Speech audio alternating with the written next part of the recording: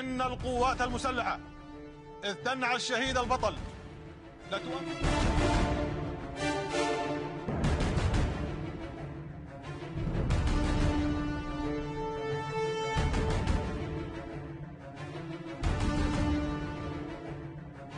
وسيعلم الذين ظلموا أي منقلب ينقلبون.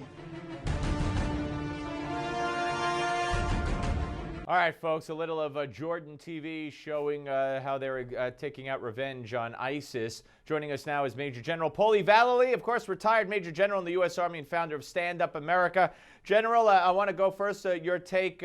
This is getting a lot of play, and I'm not sure why, but ISIS has claimed, for what that's worth, that our American hostage that they have, a female, is now dead, and she's dead because she was killed in bombing raids undertaken by Jordan. What do you make of that? Well, you know, they're great propaganda, Steve, and what they put out you can't believe, other than the fact they will kill all of these hostages at one time or another. And as regarding the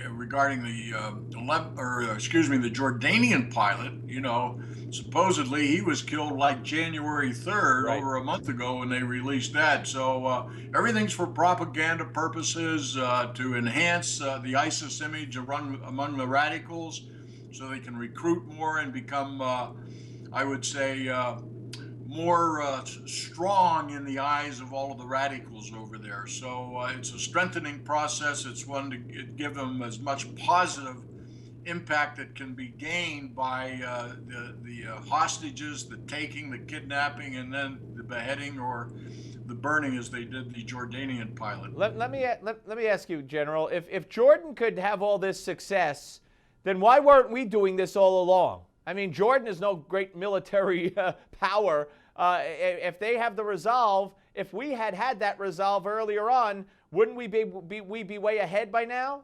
Oh, goodness. We would have been way ahead 6 months ago, Steve. We didn't have the resolve. We didn't have the leadership. We didn't have the strategy or tactics. We didn't let the generals fight the war over there like we need to do, like we did in World War II with Eisenhower and MacArthur and Patton and so on. So we've got a problem in the White House. The Defense Department has a problem executing now because of the influence of the White House, the ineptness there. But King Abdullah has shown strength, he's shown leadership, and they do have a good armed forces. We've been working with them for quite a while, and we do have an established joint counterterrorism intelligence center located in Jordan, which has been there for several years now. So America's well positioned to assist and help the Jordanians. But again, we're leading from behind, Steve. Yep. All right. I want to ask you about Brian Williams and his phony story regarding being in a helicopter that got hit in Iraq. Do you think he should be fired, and what's your take on the whole thing?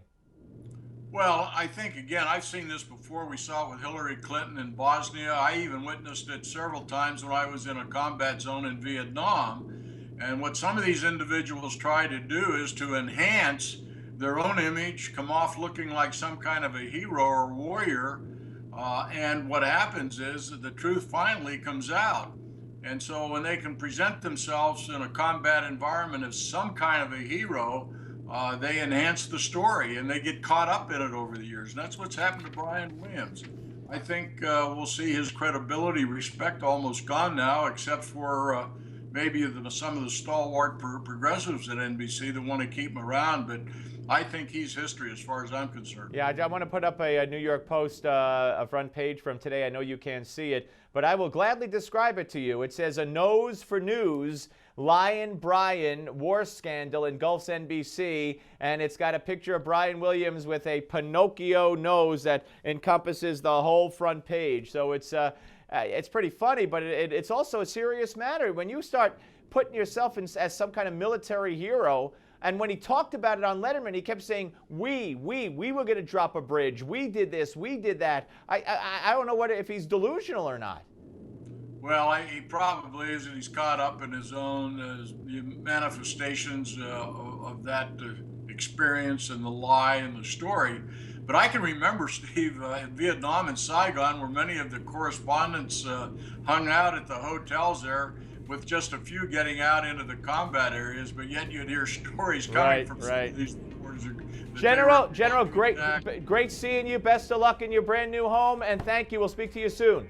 Okay, Steve. Thank you. Take care. Closing bell is next, folks. Don't go away.